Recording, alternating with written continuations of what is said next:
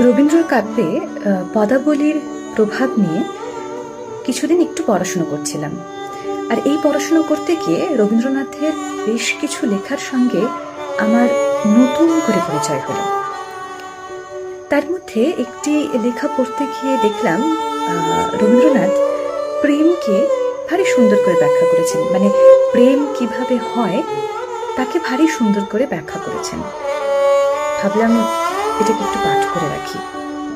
রবীন্দ্রনাথ বলছেন, প্রেমের সময় গণনা যুগ যুগান্তর লইয়া নহে, প্রেমের সময় গণনা যুগ যুগান্তর লইয়া নহে, প্রেম নিমিখ লইয়া বাঁচিয়া থাকে।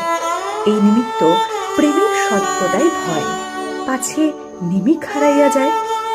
এক নিমিখে মাত্র আমি যে একটি চাহনি দেখিয়াছিলাম, তাহাই হৃদয়ের মধ্যে লালন করিয়া